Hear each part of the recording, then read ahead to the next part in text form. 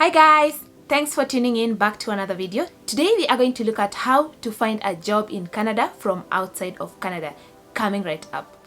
And for those who are new here, I would like to give you a very warm welcome. And if you haven't subscribed to this channel, please remember to do so, and also kindly give this video a like.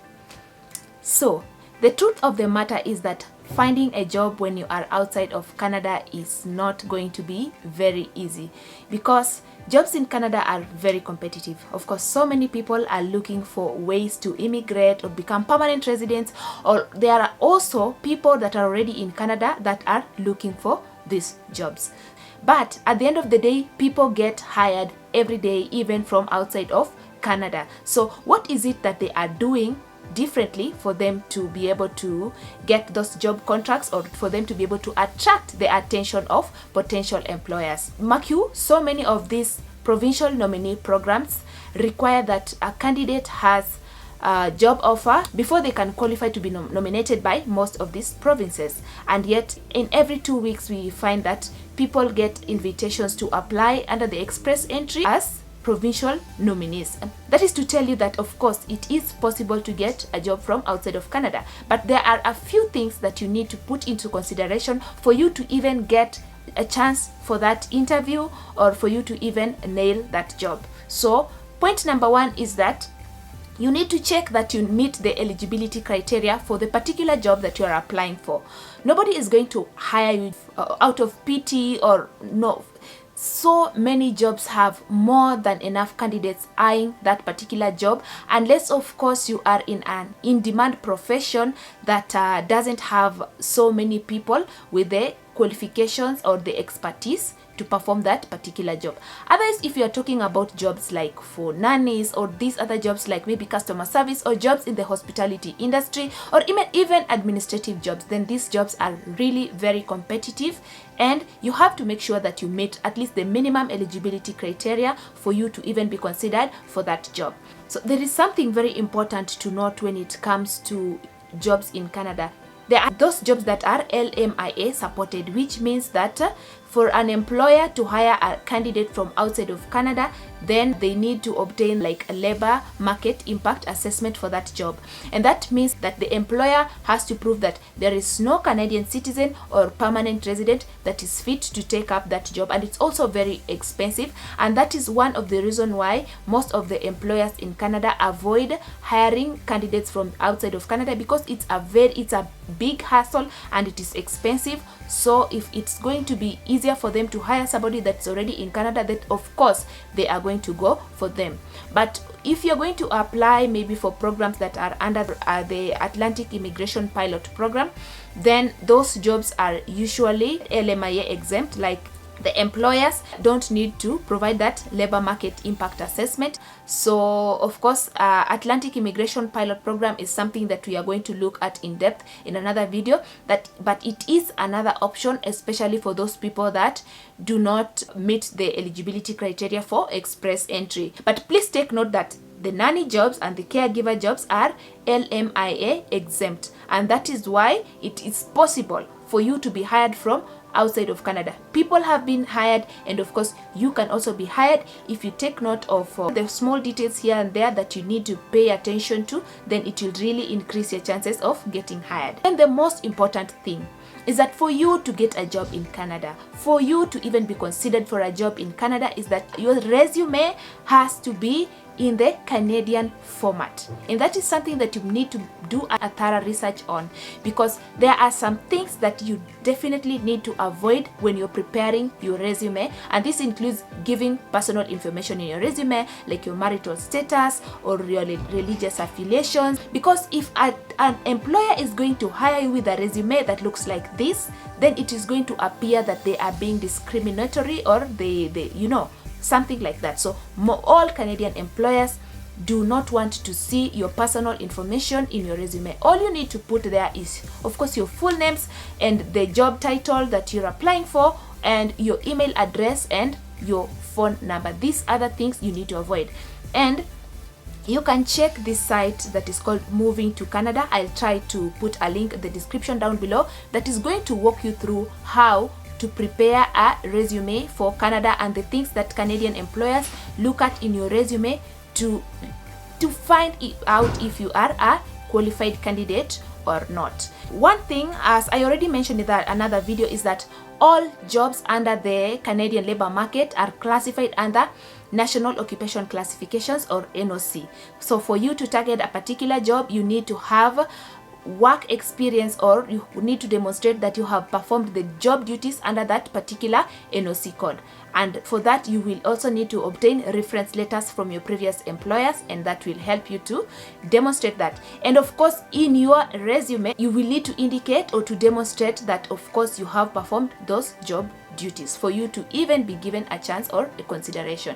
Secondly, you need to ensure that you meet the minimum educational requirements for that particular job. If the job requires that you have at least a high school certificate, then okay.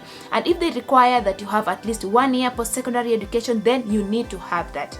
If you do not have it and you really need to, or you desire to work in Canada, then find a way, enroll for maybe a certificate program or a diploma in a college for at least 1 year, so that maybe the following year then you will have attained the minimum eligibility criteria for you to benefit or to apply under that particular stream.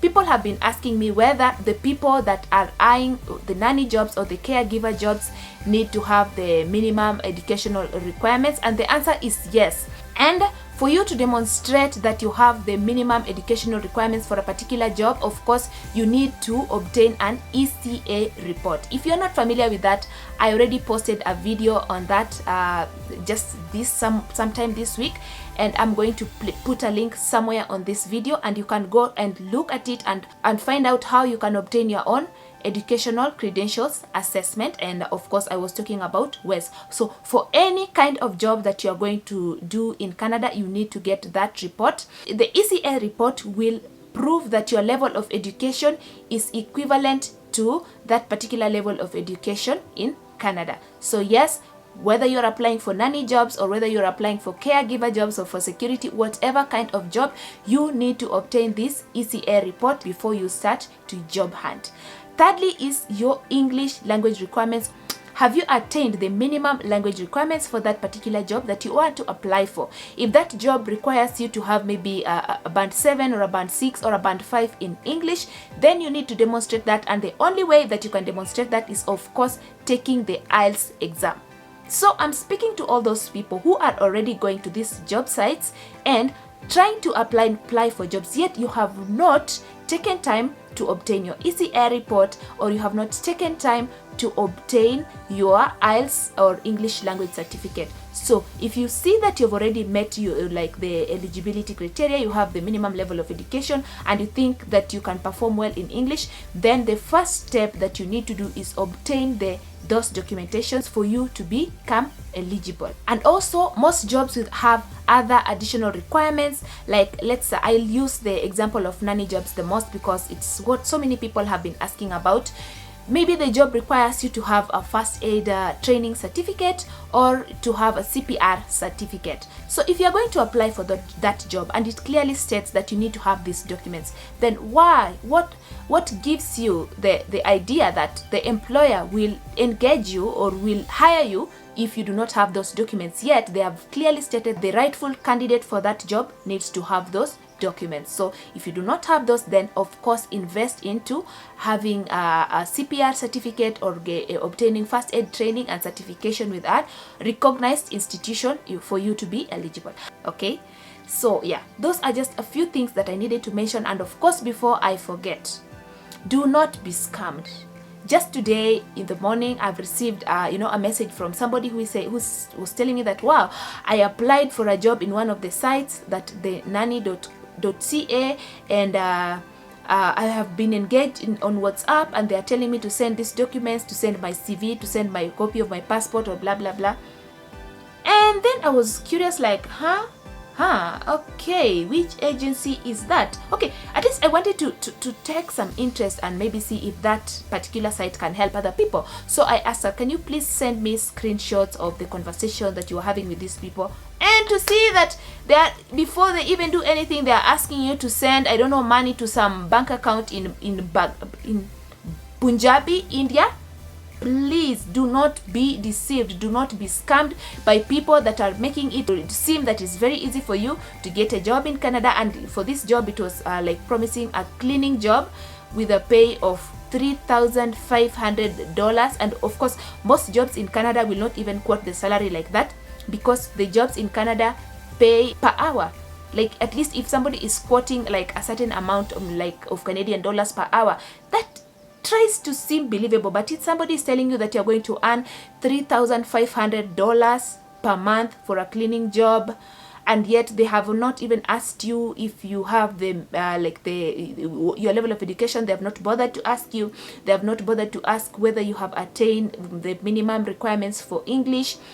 And already they are telling you that, oh, you qualify as a candidate for a cleaning job, just send in this money and we will start the preparation for your visa. Really? Please do not be scammed, people. Do not be scammed. If in doubt, please check the requirements from the official website of the Canadian Immigration, that is IRCC or CIC website. Check the information there. If you are going to get any of these jobs, the information is always there. You need to meet the criteria that is listed in the immigration website for you to be issued a visa. Otherwise, how are you going to travel to Canada without a visa? These people are not going to give you, they don't have visas to give you. You will have to apply for a visa from like the Canadian immigration. So please do not waste your money. Do not be scammed. If the deal seems too good, please think twice. Now that somebody has noticed that so many people are looking for these nanny jobs, they are targeting them, literally targeting them. I don't know how they will reach you, but somehow they will WhatsApp you, somehow they will get your information. So be careful with somebody who is suddenly approaching you on WhatsApp and telling you. And I've seen that the WhatsApp name for this this person is nannyservices.ca. They are targeting the vulnerable and those people that are unaware. So if you find a WhatsApp, like somebody approaching you on WhatsApp under that kind of a name, please do not give them your time of day. They are going to con you money. And the funny thing is that they're not asking for so much. They are asking for $115, money that they know that so many people can afford. So it will seem very easy for you to part with that kind of money. And imagine if they are going to steal $115 from 10 unsuspecting people, then they already have more than $1,000 and they are rich, you know. So please be careful with that. And of course, before I forget, when I was talking about resume and people were asking, of course, I cannot conclude this thing without talking about maybe the sites that you can use to apply for jobs. Indeed.ca is one site that is legit and that has so many jobs posted there. But of course, I cannot guarantee that all the jobs that are posted there are legit. But so many of them are legit and they are regulated by the Canadian government. So what you need to do, once you have prepared your resume, your very detailed, very nice resume in the Canadian format, and you have indicated in your resume that you have attained at least the minimum eligibility criteria when it comes to education, language, and other required documentations, like maybe those other certificates that are required, maybe CPR and first aid, and what else?